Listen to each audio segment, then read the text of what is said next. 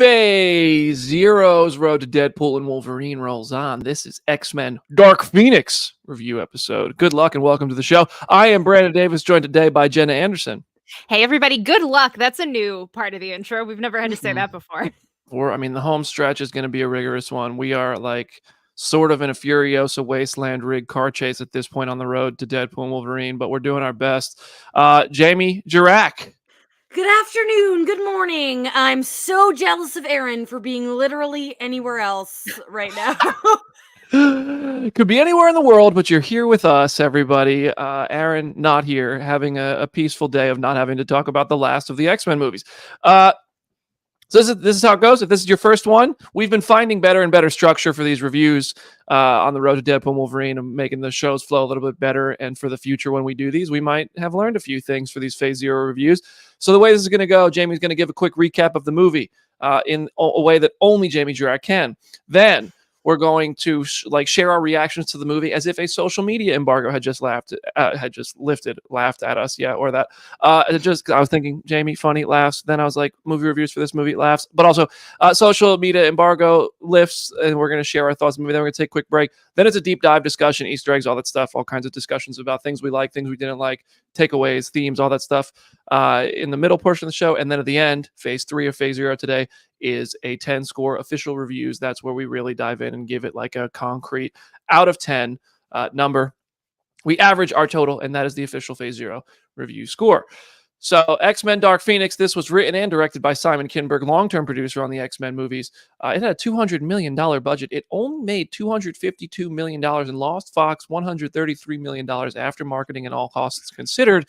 It's the last movie with X-Men in the title, and it released on June 7th, 2019. So this was not a victim of superhero fatigue at all. This was at the peak of superhero cinema, right?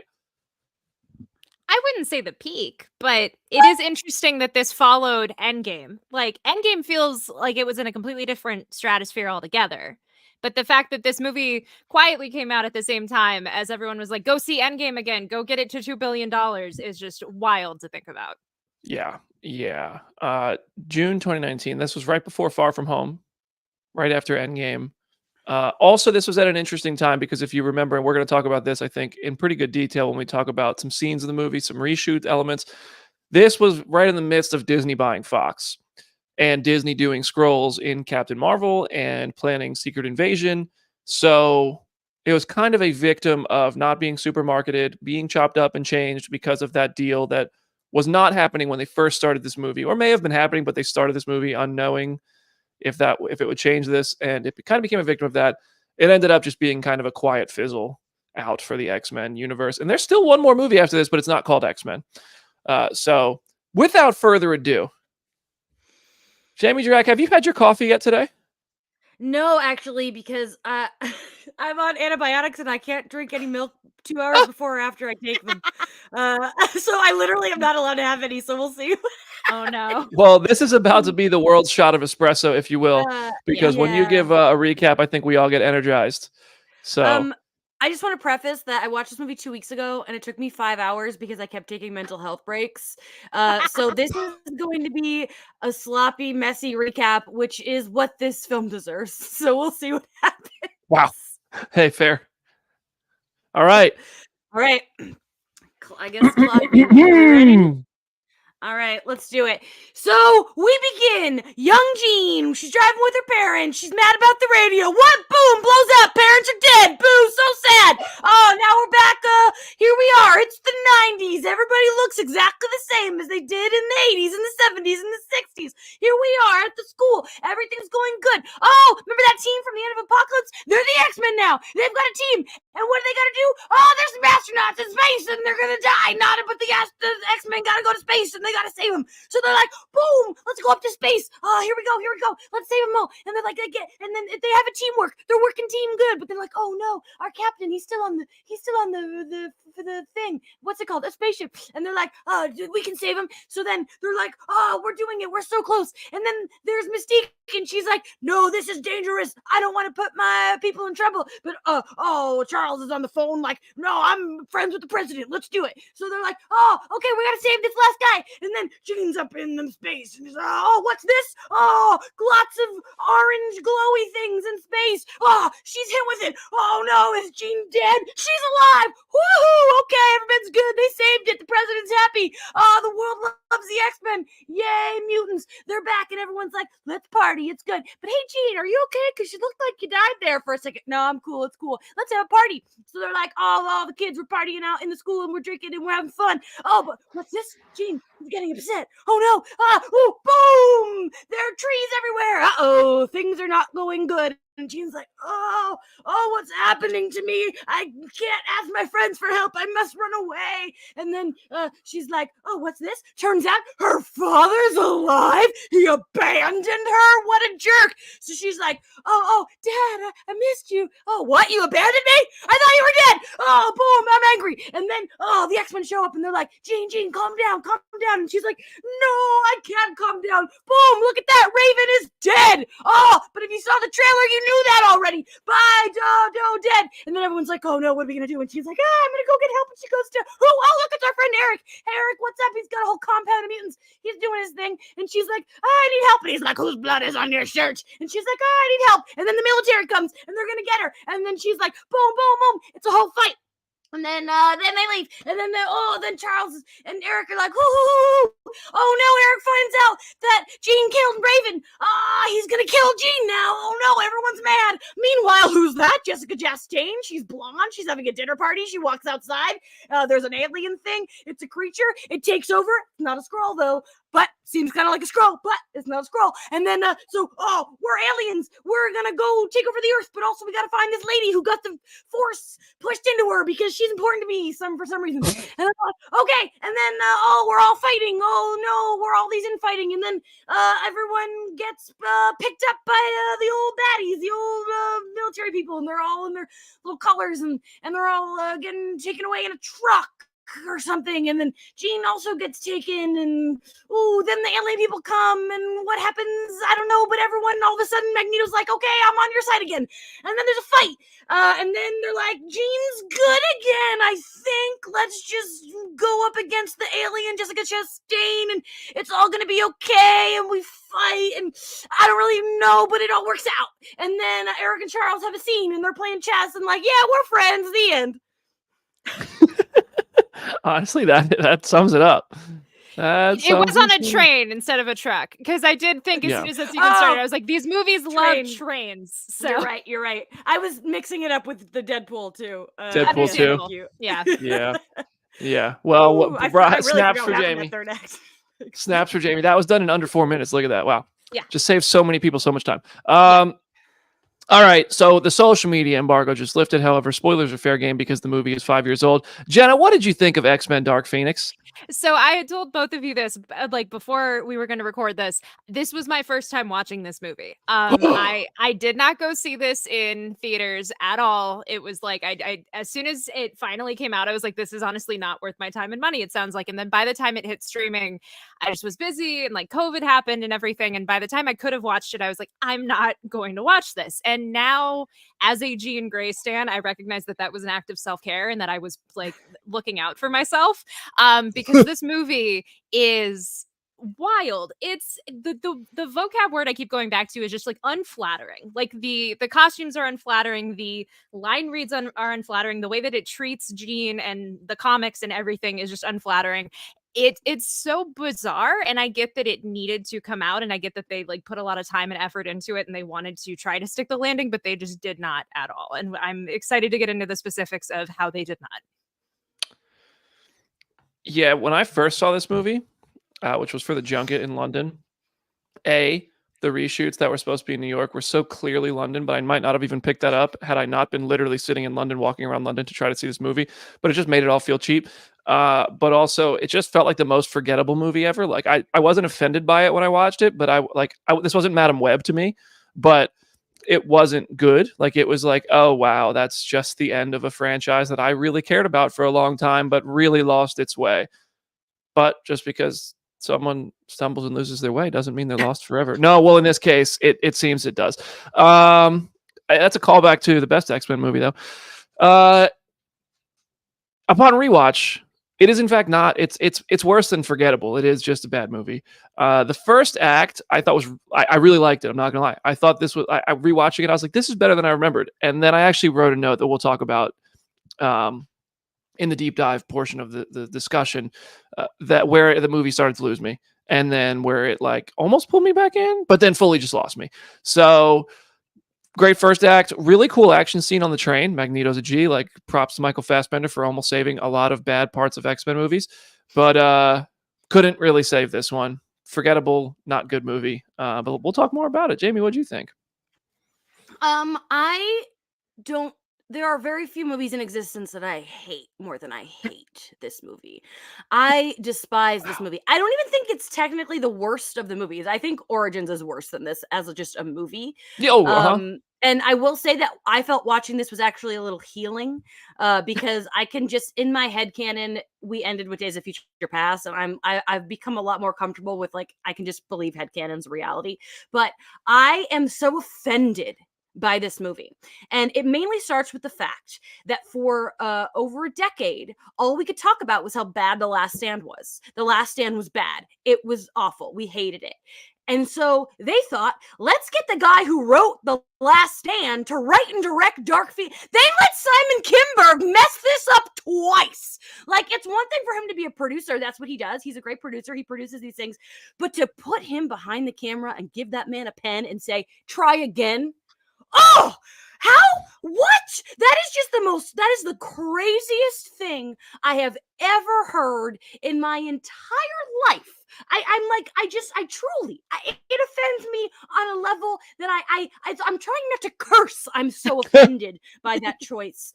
And I will say, I agree. I think it has a strong opening. And the fight scenes are good. There are things in this movie that aren't terrible, but for the most part, it's not a movie about Jean. It's a movie about Raven's death. It's all about the reactions to Raven's death. It's not about Jean. But the thing is, why would you put that in the trailer? Why would you put that in the trailer? It's supposed to be an emotional climax of this whole franchise. And there are so many other things that bother me. The villains are nothing. They are nothing burgers of Storm, she's a prop. Maybe Storm and Jean, BFFs. Maybe she could care about her best friend being crazy. I don't know. I could go on and on and on, and I will. But I'll stop talking for a moment. I just have a lot of feelings. In a world where there's a lot of bad villains in movies, this has to be hands down among the worst ever. Yeah. And I don't think it's the fault of Jessica Chastain, who is otherwise a very talented actress. Yeah. But had nothing to work with in this movie, at least in the cut that we got. I don't want to doo-doo on Simon Kinberg because I've interviewed him, and he genuinely seems like a guy who really wanted this movie to be so good. And I believe a different version of this movie, at minimum, would have been better. But unfortunately, what we got from Simon more than once was not great. I'm sure he's a lovely man, a lovely, nice man. Who too often that's the case. I mean, we saw that with Madam Web's director too. A fantastic interview. She was so delightful on this show. But the movie Madam Web is so much better than Dark Phoenix. That's false. That is so false. Sorry. Wow. They're both among the worst Marvel movies ever, and I still put Dark Phoenix ahead of like a few. Like there's a couple movies probably between Madam Web and Dark Phoenix for me. Honestly, I wouldn't even say Dark Phoenix. No, Dark Phoenix is bad. It's messy, but it was so just to me. Like there's a couple parts that are outright stupid. Yeah, there's really nothing for me to defend. I was trying to just play devil's advocate, but it is just not good. It's still to me better than Madam Web was just bad. Anyway, that's this is why we have everybody on the show, right? And you know what, guys? Yeah. I try to be friends with Jamie after these opinions, but when I see her in public, she just tries to beat me up. So now just you're kidding. lying to our friends in the comments and everything. I have this villain. I don't care. Here's the truth. Before the show, this is something that actually happened. Kimberg. this is what happened. I am. We were talking about this movie before the show started, and then I said, Jamie, Richard and I will be in LA for that Bad Boys screening. Like, come hang out with everybody who's coming to see Bad Boys with us. And she said, no, you think Dark Phoenix is better than Madam Web, so I'm not coming for that reason and strictly that reason. There's nothing else. That is exactly word for word how it. No, I'm just kidding. There was actually a valid reason. I'm just messing. All right, we're gonna take a quick break before we get too off the rails. We're just having fun with this episode today. We're gonna do our deep dive discussion into Dark Phoenix. We're going to go essentially scene by scene, at least in the parts that have to be talked about, talk about what we liked about them, what we didn't like about them, and all that kind of stuff. So subscribe to the channel, share our show with your friends during the break, and we'll see you in just a moment.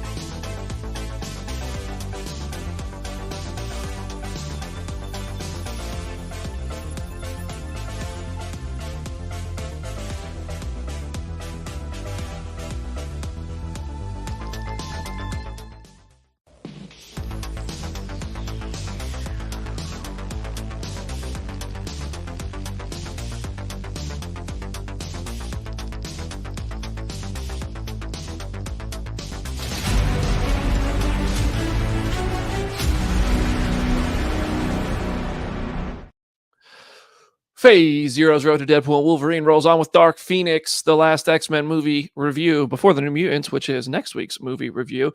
I'm going to LA on Wednesday for that Bad Boy screening I was just joking about. There's been so much Marvel news and stuff today between the Venom 3 trailer and Robert Downey Jr.'s Iron Man quotes and all that stuff. I am going to try to find a way to be on Wednesday's show. I might even freaking find a plane that has good enough Wi-Fi that I can yap from a seat. Like, I don't care if people on the plane are hearing me talk. I want to talk about this stuff. So don't miss Wednesday's show because it's going to be a chunky, fun one, especially after last week's where we had nothing to talk about. Guys, I want to do this one with you, and I'm more excited about that than talking about Dark Phoenix, and that's not a secret. But anyway. I missed the last 2 news shows, so I'm ready. Yeah. I'm gonna be honest with you. You missed one. Okay. Last week we didn't. We made it work. It was fun. Honestly, yeah. It was one of our most fun shows ever because we were just yapping, kind of just to. Yeah, I was gonna say you're gonna make Jamie feel like crap now. I mean, it sucked. It was the worst show ever, and we were so bored. And we were like, this would only be good if Jamie was here. No, it was fun to just I feel like me, Jenna, and Aaron were just kind of riffing because we were pretty forward. We were honest. There's not much Marvel to talk about, which resulted in just yapping about other stuff. Honestly, we're going to have to get one of those in with Jamie because I know Jamie has things to say. All right. I keep getting us off track. I'm like putting off the inevitable, talking about Dark Phoenix some more. So this is scene by scene. Movie starts. This is sort of like a Gen V realization for Jean of how her powers work. If y'all watch Gen V, you'll understand that reference. If you don't, you should watch Gen V. But she doesn't like the music on the radio. It was Glenn Campbell's by the time I get to Phoenix, by the way. Nice little Easter egg. And she accidentally makes the car crash or makes the radio change, which distracts her parents, which makes the car crash. Kind of unclear, but also protects herself instinctually in using her telekinetic powers. This is a very different way from how she got her comics. It triggered her mutant ability in comics and in animation. Jenna, do you want to? I could expand on that if you want me to, but I know that sometimes these are your. No, go for it. My thing also, because I didn't catch the Glenn Campbell bit. I am so bothered and annoyed by the way that they name her Phoenix in this movie. Of oh, the kids nicknamed you Phoenix, but it has nothing to do with the actual Phoenix Force. I wish that they would have just cut that line and had it be a thing where Jessica Chastain and her people are we have named it the Phoenix Force or something. It was such a contrived way, and then it nobody even called her Phoenix for the rest of the movie. It really frustrated me. Mm-hmm. That's true. It was one of those that felt like an Easter egg from the early 2000s where it's if we just say the word, if we say the thing, they'll be excited. But this was at a point where our expectations got higher than that. But in the comics, Jean's and in X-Men, the animated series, Jean's powers are unlocked when she sees her friend get hit by a car, and it's a very traumatic experience for her. It's not that her parents are in a car that ends up crashing, whether directly because of or like sort of because of her powers. And then that leads to Jean getting recruited by Charles, who comes to the hospital. He tells her, I really like when he looks at her and says, "You are not broken." Like, "You are not broken." I feel like that's a line that a lot of people need to hear sometimes when they're at their lowest. And that just shows Charles, while this was through like a manipulative tactic, he genuinely did have her best interest in mind, but he could have gone about it a little bit better. That's for sure.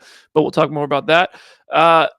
I also, when Jean said, "I can't stay here," when looking at the mansion, I, for some reason, thought she was going to be like, "Because I'm poor" or something.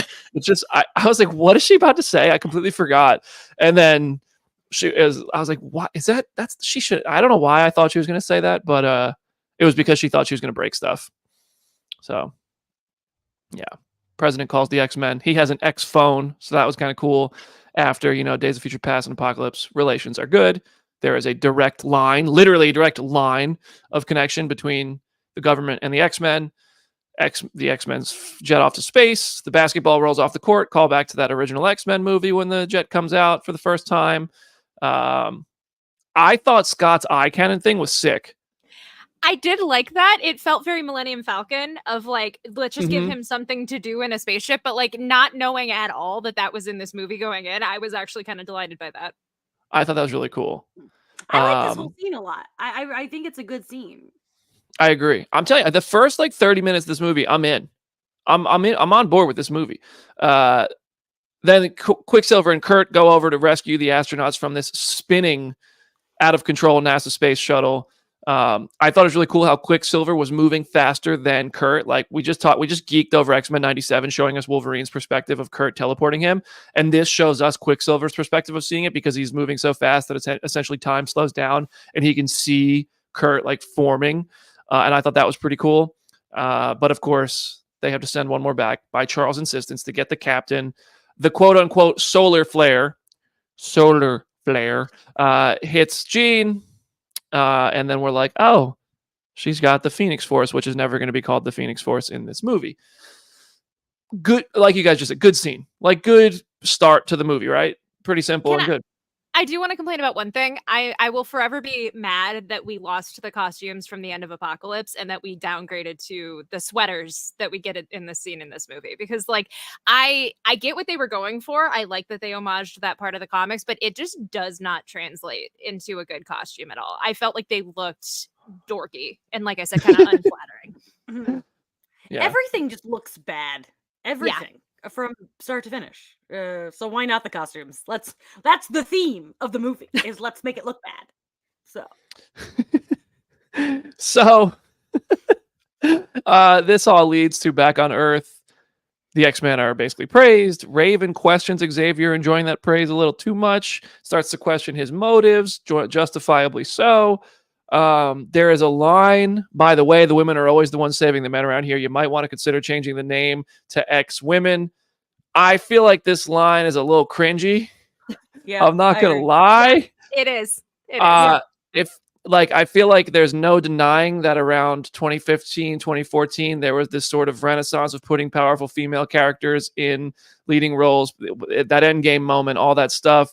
But this feels like, oh, we're just tapping into that, but we're not actually doing anything with it. And we're about to kill this woman who says it. So it just is just such a low-hanging fruit to try to get praise type of line, in my opinion. It's girl boss feminism. Like, it's just for like a Facebook meme, basically. Yeah, that was rough. Jamie, Raven's anger is her anger is warranted. Like all like it's like, but like it was just a stupid line. Completely agree. Like, she has a point, and she's completely justified in being frustrated with Charles. But that line was just like, all right, that's a little okay. Then the Beast does tests on Jean. The machines aren't reading her. I don't know if you're supposed to read that as like, maybe he's like, why is he so impressed with Jean? Because previously he was very, into Mystique in First Class, which is something I didn't know the first time I watched this movie because I hadn't seen First Class yet. So that really informed a lot of what was happening for me with Beast in this movie. I have a lot of thoughts about that. But that lingering shot, like it lingers on Beast for a moment when Jean leaves, and like you could tell he's just thinking about Jean. And I was like, is this like, am I supposed to like think this? And then apparently yes, because Scott was thinking it, but Scott probably thinks that anytime a man interacts with Jean in general. But yeah, so she's like, I'm feeling this. So yeah. I'm sure Jamie has thoughts on that. Can I just say, I just want to interrupt to say that, like, Scott keeps calling Professor X Charles through this movie. And I'm like, have some respect. Like, I feel like that's not really even like, one thing that Scott does is like, he's like a respectful, like, do-gooder. So like, like I was really bothering me that he kept calling him Charles throughout this whole movie. I think part of the problem with that, and like I'm sure we'll get into it, but just the lack of aging anyone up in this movie. Like you do not feel any sense that a decade has passed, even just within the team dynamics. Like as much as that opening sequence of them with the spaceship does have its perks, I still feel like they don't really know how to operate as a team. And I don't know what anyone's relationship is to anybody outside of Scott and Jean, because we know that they're romantic with each other. But it's like there's no sense that like time has passed whatsoever.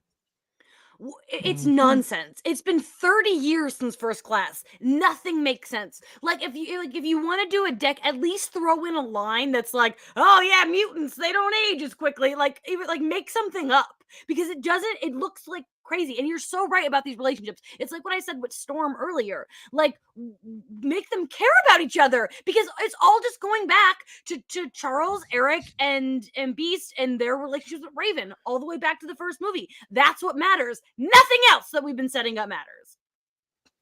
Yeah, and then I think the number one thing we keep complimenting about X-Men 97 is the relationships and how those are driving this stuff. And like in the previous X-Men reviews on this road to Deadpool Wolverine, is these relationships, we understand them, it adds so much weight to it. And I think it was just this past week I was talking about how Captain America Civil War, when everybody was standing across from each other, the number one reason why that moment felt so cool was not only obviously because we saw so many heroes on a battlefield in a Marvel thing like that, but because we understood the relationships they all had on their own teams and to the person standing across from them.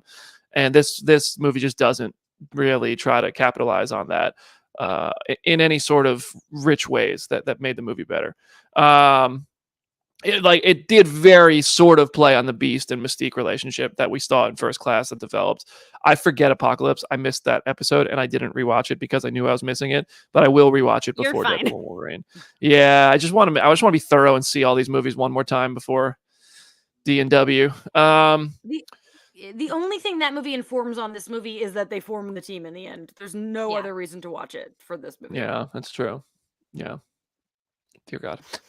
Then there's a dog barking at a dinner party. Jessica Chastain pops in. Only because I watched a new Rockstars video do I know her name was Margaret Smith. I don't know if they ever say that in the movie. I assume it's in the credits or something. The subtitles had it, so I did catch that. Yeah. Okay. And then she goes out. She alone decides to go check the yard for the dog bark. Presumably gets killed there and becomes and Vuk, the character whose name is literally never spoken but is only mentioned in a subtitle or a couple of subtitles, appears and just decides she's going to wreck the dinner party as a whole. This is very obviously, and I think well documentedly, supposed to be the Skrulls originally, but because of the Disney Fox stuff and Captain Marvel and Secret Invasion being down the line in the Marvel Cinematic Universe under Marvel Studios and Disney, they were turned to the Dabari Empire through dialogue that was VO'd in an alien language and never actually spoken in English, and probably never once actually spoken on the set of this film. Like to the point that when Vuk goes to meet with her Dabari Empire people, she pulls up in a car. You never even see Jessica Chastain in another shot with a person on that set. Yeah. Like it's very clear to me. Now this might just be tinfoil hat getting tight because I think that this movie was hacked and chopped up and all that stuff during reshoots because of the changes made to it for Disney, that they did a film with a body double in place for Jessica Chastain and they filmed her shots separately from everyone else because they just probably couldn't get her at the same time because she's a very good actress doing other stuff. Dear God, this movie's messy. But hey, Dazzler's at the party with the mutants at the back of in the woods at the mansion. Woo! God. I remember reporting on this movie, writing about this movie, and like they made such a big deal out of the fact that Dazzler was in this. I fully expected like a subplot or a couple sequences where they have to like go meet up with Dazzler or whatever, but it's like, no, she's just at the party. And I'm like, this is so underwhelming. I like yeah, her powers looked cool, but she was just kind of there. I also take issue to the fact of like not aging anybody up. That like Scott and Jean are supposed to be maybe in like their 30s, late 20s at this point, and they're at basically a high school party drinking in the woods like they're teenagers. Like it's just baffling to me. But I would have rather they just not had Dazzler at all versus like having her in this context and doing absolutely nothing whatsoever. It's I nonsense. agree. It's like it's like the added song in Return of the Jedi, which I obviously love, obviously, but like it is like what is going on here? And like is she even anybody? I don't know who was playing her. Is that somebody? It Do was we recognize her? Halston Sage, who I remember is on like the Orville and in like a couple of other shows. I just remember writing about her being in this movie, and again thinking she had a much bigger deal, at least like a speaking role, and then it's like nope, nothing whatsoever. I don't have like a big. I don't have like a deep Dazzler love, so I'm not really offended that she didn't have a big role. But like, it's like okay, well, she exists. Okay, if you're a Dazzler fan, you're going to be disappointed. But maybe not in Deadpool Wolverine. Who knows? I think there's a couple rumors swirling about that one. But who knows? Who knows? I really, Jean's out there getting drunk. Raven is talking to Hank about her disagreements with Charles. Just saying that Charles is kind of in it for himself. They're all just Charles's people rather than their own individuals. And which is, as we said, an interesting and valid theme, I think, for Raven's journey and Raven's perspective in this movie. And then fire makes Jean have solar flare flashbacks, and it causes a burst of energy, and everyone freaks out. So while Charles is shaking hands and kissing babies, he decides, oh, I can feel something went wrong, and he heads back. A lot happened in like 5 minutes right there. Yeah. And he can't get into Jean's mind anymore. He uses Cerebro. Jean is essentially fallen to the dark side. She wants him out of her head. She wakes up, confused. Scott's like, yo, you almost killed everybody. And she's like, I have to leave. And he's like, no, I will help you. She's like, I know you will. Go to sleep. So she leaves anyway. I do appreciate, young Scott just simping for Jean and trying so hard to be there for her. I will say, because we did get Jamie, we did win Jamie over with X-Men 97. I can understand how watching these movies, and especially watching this movie, how you can dislike Scott Summers, because as a Scott Summers fan, this movie does him absolutely no service whatsoever. It is so bad. He's a simp who they seem to not even be able to afford his VFX for the concussive beams like later in the movie. But yeah, so he goes to sleep. She's like, you're just gonna get hurt if you hurt me, so if you help me, so don't help me. Then I got my notes about everything about Jessica Chastain. Feels like a reshoot. We already covered that. Charles is revealed to have been lying to Jean. Her father is alive. Except her father was kind of the one who was like, I don't want to see her again. So she goes to the house. There's no pictures of her. There's only pictures of her truly dead mom and her father. And he is not happy to see her. X-Men show up. They're like, oh boy, this is going to be bad. There's a Bishop power truck in the background. Bishop, one of the most underserved great X-Men characters in this entire franchise, gets referenced by a truck. And Jean doesn't listen to Charles trying to reason with her. So he's like, Scott, you do your thing. And he's like, come back to me. You said you'd always come back to me. And I'm like, bro, that's not it. That's not the line you should have used there. And she's just like, no. And this turns into a big fight scene with a cool lightning bolt and Quicksilver running towards it. But other than that, not fantastic.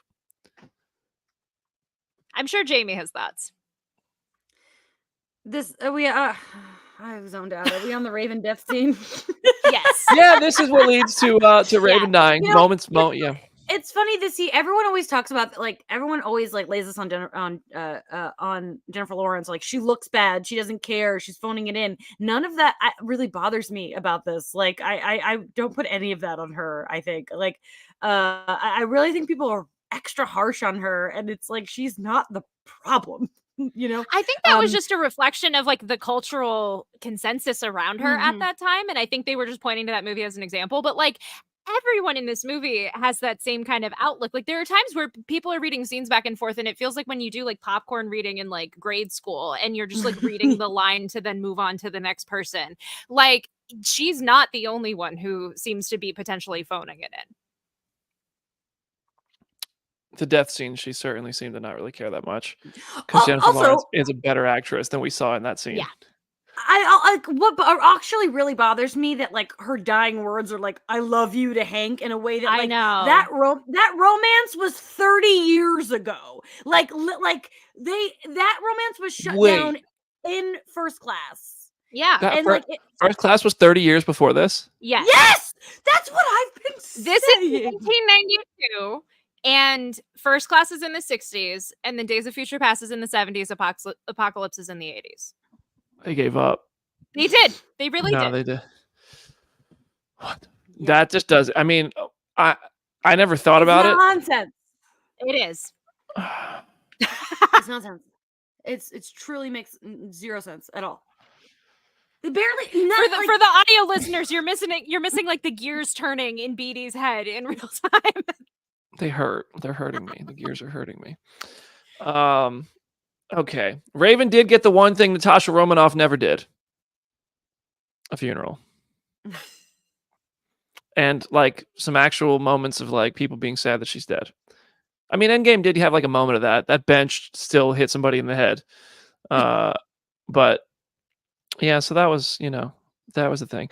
It doesn't make any sense. Well, I guess this is the post Days of Future Past timeline, so it could be like a new timeline where X1, 2, and 3 didn't happen. Yeah. So Raven could be dead. It doesn't have to make sense. Whatever. It's the Fox X-Men universe. Matter. It is what it is. Jean later greeted by Vuk, who I feel like I'm saying such a bad word every time I say that. Apparently she infiltrated the police force. And not Jean. Jean's father is greeted by Vuk. And there's the line of "Who are you supposed to be?" that her father says, and I'm like, I just know they thought they did something there. Like, oh, this is not actually Margaret Smith. It's Vuk, and he's being clever, saying, "Who are you supposed to be?" But it's not clear. It's just the whole whatever. She interrogates, wants information. It's unclear how she gets the information because she does the little hand twist thing. You see his little, like his shirt twist. Maybe you presume his ribs and internal organs go with that. But she has the information going forward. We don't see it. Then, luckily for Dark Phoenix, so at this point the movie is losing me. By the way, movie has fully been losing me for a little. For a while it's been losing me.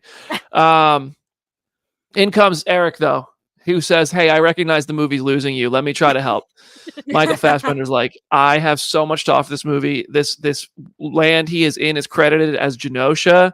Yep. So I'm pretty sure it's the first time Genosha has ever been referenced in the X-Men movies. Granted, it is not Genosha as we know it will become. It's a bunch of trailer like containers and shipping yard stuff that they are living low key. Jean shows up there. They have a really interesting conversation that I think this is actually a pretty well done moment. I think that shows the inner morals of each character, where Eric is like, well, listen, if you got a beast inside you, bring it out and maybe you can use it to, be on top of the food chain. And she's just like, no, I want to be a good person. Like essentially that's kind of how, and like he wants to unleash the Hulk and she doesn't. She's just like, I want to be able to control this so I can be a power of good. I thought that was a good conversation, good, well-written moment personally. Yeah. But it goes south because the army shows up and then they have like a power off and Jean with the solar flare force is able to pull the helicopter towards them and use the blades as a threat. And Eric is like, yo, Michael Fassbender, props to him for how he goes all out when he is like super exerting the magnet powers. Yeah. I mean, dude goes like 190% with that. And I believe he's actually moving the helicopter. Yeah. Because that's good stuff. But yeah, Jean leaves and nothing is going well. Hulk meets Jean at a bar, also tries to unleash the Hulk. It doesn't work, but kind of gets her to go with her. Beast finds Magneto in Genosha, wants to find Jean, tells her Raven's dead. Eric's kind of pissed. Beast is kind of becoming like a new Raven type of role, I guess. Like Magneto's blurry line pal, in a sense, because he doesn't agree with Charles. Yeah. Magneto puts his helmet on. Oh, we're back, baby. And then goes to New York City. With that helmet. Goes up to New York City. Xavier spies on them through Cerebro because I thought that was clever too. A clever like way to find a way in for the X-Men to find where Jean is.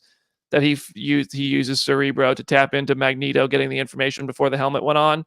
So now everybody's going to New York, which to me seemed clearly like it was reshot in London, like between the architecture and the fact that there's a big double-decker red bus, even though they wrote New York on the side of it. And they do exist in New York, but they're way more prominent in London, obviously.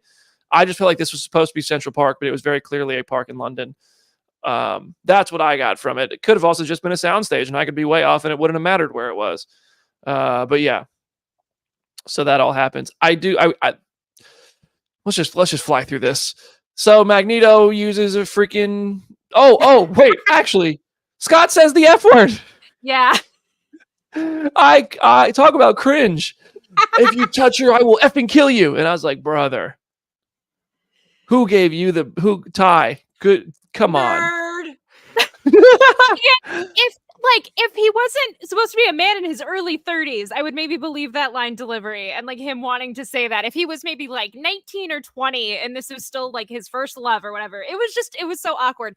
I do have to give credit to the line that is said pretty soon before that, because it was in the trailers and I did remember really liking it, like even though I didn't want to watch this movie. And it was Eric basically saying like, Charles, you're always sorry and there's always a speech and blah blah blah blah. Like that little monologue really does work for me. And then the F-bomb just sucks all the air out of the room for me. It was so out of place. Mm-hmm. I do agree that all the Charles Eric stuff, like, it works, but it always does. That's like even at these movies' worst, that's the dynamic that will be the saving grace. So Magneto essentially rips a train out of the ground. The mutants are all fighting, and then he pulls it into this room, undisclosed location, New York City building, where Vuk and Jean are exchanging the Phoenix Force. Oh, well, first Magneto tries to fight them. It doesn't work. She's more powerful. He gets yeeted. Charles comes in. He gets picked up and like telepathically walked up the stairs by Jean. He says to see his memories, and she's like, oh my God, wait, you are actually not that terrible to me. Like you really were trying. But then Charles is like, oh my God, you're going to like kill us all to Vuk. And Vuk's like, yeah, I'm gonna kill you all. And so I don't know, that all goes somewhere. Where does it go? To a train, right? Jean surrenders her power to Vuk. Yeah. Cyclops blasts Vuk through. Oh, that's right. Cyclops blasts her through the roof. The mutants, they're all caught outside, kind of dragged like animals, really, obviously not so subtly emphasizing the treatments of mutants by humans. On the train, the soldiers that caught them have MCU patches on their shoulder arms. I don't know what MCU stands for in this universe, but it's some sort of soldier. I think it's Mutant Containment Unit or something like that. That's my best guess. It is just extremely funny either way. I dig it. That's like having the Feige's pizza in Deadpool 1. While we're in this scene, I just would also like to call out Hair Whip Mutant. There are a million mutants you can pull from the comics, and they're like, let's invent a guy who whips his dreads. So he's not he's a comic character, but they don't call him by his comic name. And I'm totally blanking on the comic name. I'm going to research it right here because I did look this up yesterday. He has to be somebody. Like I was like, hair whip guy, and the internet was like, that's Dark Phoenix. So Red Lotus. That'll make. Okay. Yeah, his character name is Red Lotus. He looks very little like how he is portrayed in this movie. And yeah, it might as well be an original character the way that they approach it. And he whips his dreads. That's his power. Yeah. He has dread whips. Yeah. Okay. All right. I take it back. Well, this takes us to what I think is one of the highlights of the movie, the train fight. The X-Men are all caught. Magneto is caught. They are caught by the MCU soldiers. The Dabari raid the train. The mutants are like, bro, that is not mutants. Like, they're going to kill all of us. You need us to help you. And eventually they get freed and they start fighting all the Dabari because the humans are getting washed. Honestly, this scene is pretty vicious. Like, Magneto is just throwing shrapnel into people's chests. I thought this scene was, for the most part, very well done. It's a decent action scene. Like, I will not deny that. It is a good action scene. It's just that at this point, like, who cares? Right. But it is. I will give it that. Like, that's why. Well, I'll talk about that later. Storm's powers are kind of. I thought Storm, both her powers and her character overall, were just pushed to the side in this movie. Yep. And so that was a bummer. Nightcrawler got a cool action scene here. Magneto has the cool standing with the guns moment. I really thought that, like, Magneto just has, like, Michael Fassbender doesn't miss. I thought that sequence delivered for me. Overall, the train sequence I thought was really well done. This was not the original planned ending for the movie. This was something they changed late in the game. They were like, okay, well, we can't do a Skrull invasion. We can't do these other plans because the MCU and Disney are doing that. So they put it on a train. And for me, this was it does, listen, I'm not saying this makes it a good movie overall, but this was a good sequence. I think there's no denying that. Yeah. Sometimes bad movies have a good moment. That's okay. Yeah, absolutely. This all leads to Charles. Jean is like, locked down. They're transporting her. She's like the biggest threat in the world, basically. So Charles tries to connect with her. They connect in Charles's mind. Jean ultimately forgives him, wakes up just in time to protect everyone. Train crashes. I don't know. She does this thing where she makes the train spin and everybody in it like has zero gravity and stuff. I don't know. Somehow they're not being bobbled around. Maybe she's controlling them too. Train crashes, undisclosed area, fire, flames, aliens, Dabari Empire. They're just getting wiped by Jean, who just puts her hands up and they turn to dust. And then, oh my God, there's Vuk. Oh, she's also dust. Long story short, terrible, terrible line. They go up to space first. Your emotions make you weak. No, you're wrong. My emotions make me strong. Another cringe line of dialogue for this one. Do we want to spend any time on that one? Can I just say, I feel like Please. it's basically the WandaVision finale, but like so much worse and like 2 years earlier. Like the same ethos happens at the end of WandaVision and is just markedly, markedly better. I also, like, we didn't talk about the Jessica Chastain and like the recasting of it all. I remember being in the trenches thinking that she was going to be Lilandra. And I was like, oh, that's going to be great. Like, she totally looks like it with the hair and like the alien invasion aspect. This is totally going to work. It's like, not only are you not Lilandra, you're not even a Skrull. Like, it's just, you're just a group of aliens that are not like this at the comics at all. I didn't know. I forgot that. Well, that would have been cool. Her as Lilandra would have been really cool. I just want to say, like, a little off topic, but it like drives me crazy. Jessica Chastain's like passion project was the movie The 355. It's like all these women from all over from different countries, like being badass, and she this like passion project, and she got Simon Kinberg to direct it, and it was bad. And I'm like, I like, it was a bad movie, and it made me feel sad because I interviewed her about it, and she was so passionate, and I'm just like, why would you pick him after this? It just, it's like he must be really nice to work with. Like, he must be a really nice man, for her to give him her passion project after this, because wow. I mean, I think I've met Simon Kinberg a couple times, and he's always been a really delightful dude to talk to. And I do think he probably gives that same energy that you caught from Jessica Chastain about 355. He gave that about this movie. He's a tremendous interview who wants these things to be really good. And I think he's also a fan. Doesn't necessarily obviously translate to being able to make them good. And again, I'll always say I think this movie's a victim of changes, but it is what it is. Maybe he's not 100% to blame. I'll admit it, but yeah. Well, 355 though. What's the reason there? Right. Also, again, it's less about him messing this up and about the fact they let him do it twice. Like, I will beat that drum until I die, because it's just like it is. I don't even want to get into what it is, because I think we know what it is. You know what I mean? Letting him do it twice. We know. We know. So the school is filled with young mutant students. It is now called the Jean Grey. Is it the School of Higher Learning? Is that what they call it? Or Gifted Youngsters, I think. Gifted Youngsters in the comics. Yeah, in the comics, Wolverine names it the other one. But it's named after Jean Grey now. Beast is seemingly like headmaster.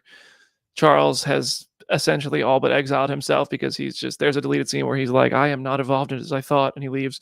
But that's not in the movie.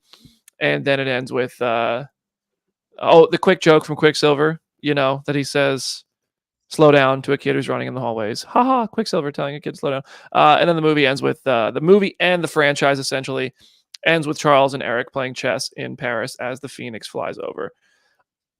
I remember watching this and being like, I imagine most people who went to see this movie didn't know this. It's impossible for us to connect with these people, basically, because our life is so insulated by being in this bubble. It's our job. It's our life. We're fans. We're professionals. We do this. But I think that at least half, if not more, of people who went to theaters to see this probably don't know the details of Disney and Fox, and this being the end of the road, and all the stuff that went into it. So I feel like they wrote this stuff for the people who did. just like, okay, here's like a moment of closure for all you who stuck with us for 20 years. Thank you. It's over. Yeah. And it's over. Disappointingly, sadly, unemphatically, anticlimactically over. Except for the New Mutants, which we will review next week. Anything else about X-Men Dark Phoenix we need to talk about? I don't know what we need to talk about. Jamie,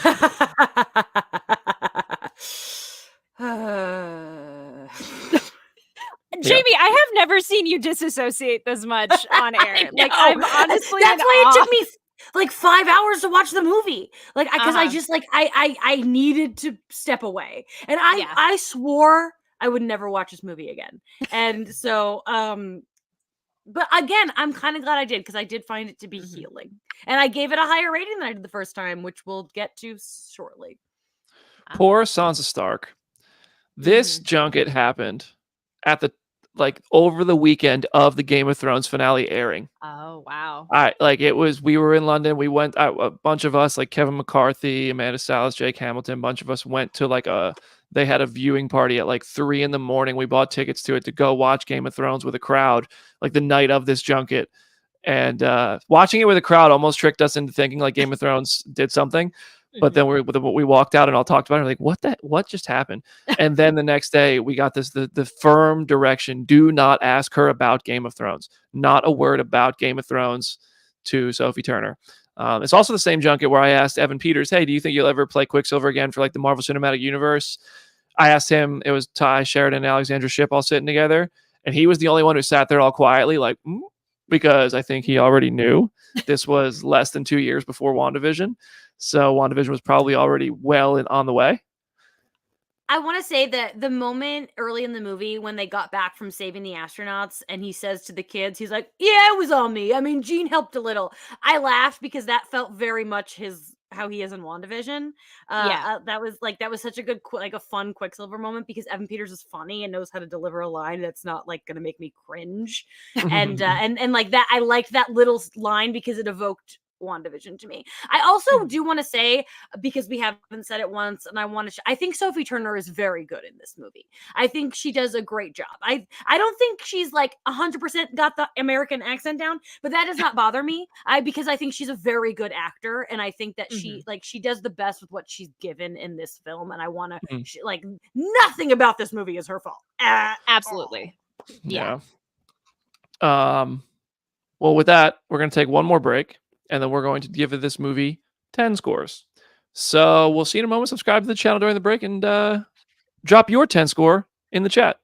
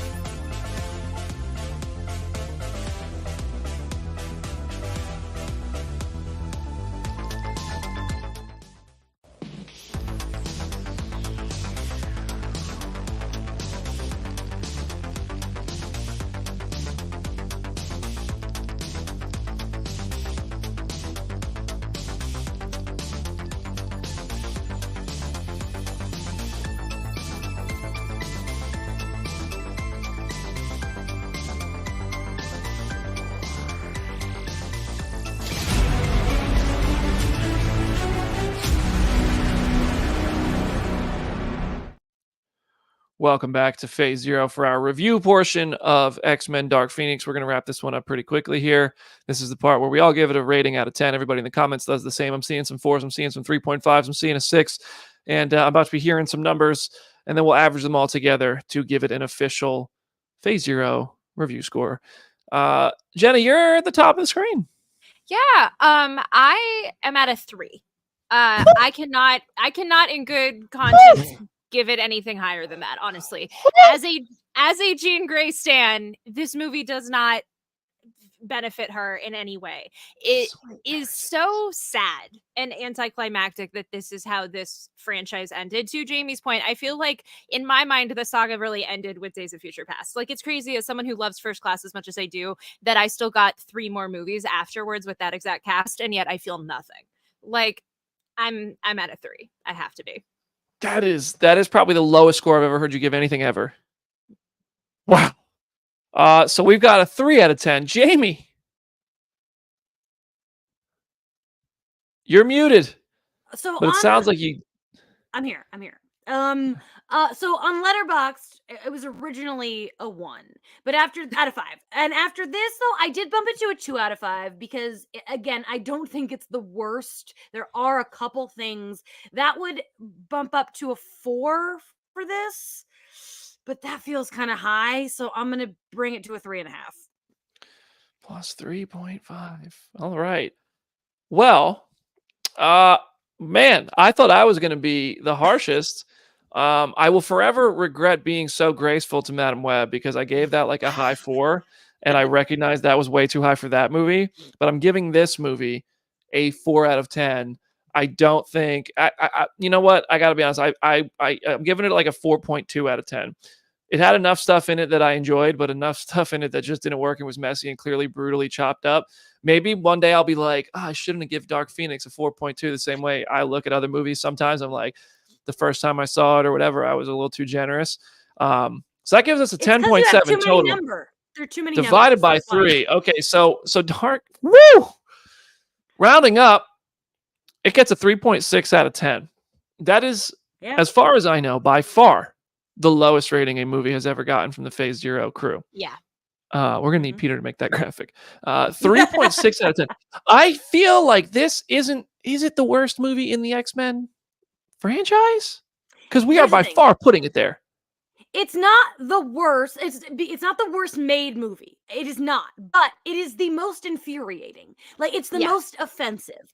As a film, as a made movie, it is technically not the worst. But no other movie evokes this from me. So there's only one comic book movie I hate more than Dark Phoenix, but it is not a Marvel movie, so I don't want to get into it. You guys know what it is. I don't want to get into it. Yeah.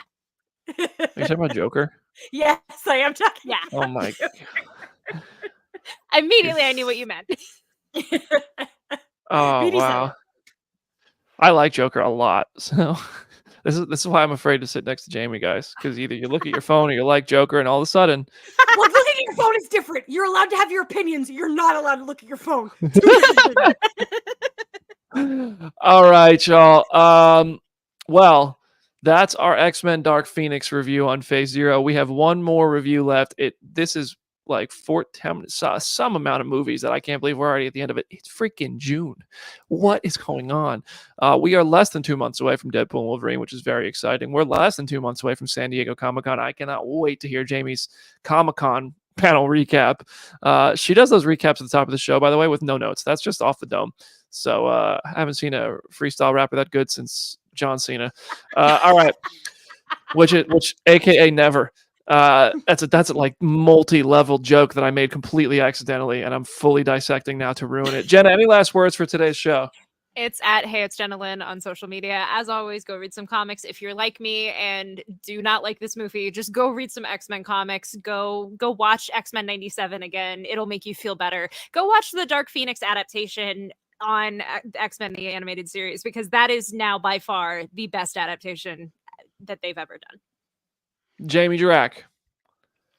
Oh yeah, go on comicbook.com and check out my interviews for the Watchers. Talk to Dakota Fanning and some other folks. That's great. I'm just riding high. I saw John Travolta in person last night, so I'm having a really good life, and it was a good way to balance out having to have this conversation on my day off. So love you guys. Thanks for tuning in. All right, y'all. That's our show. That's our Dark Phoenix review. Next week is the New Mutants. This Wednesday, there's a lot of Marvel news to talk about, some exciting stuff, a Venom trailer to discuss.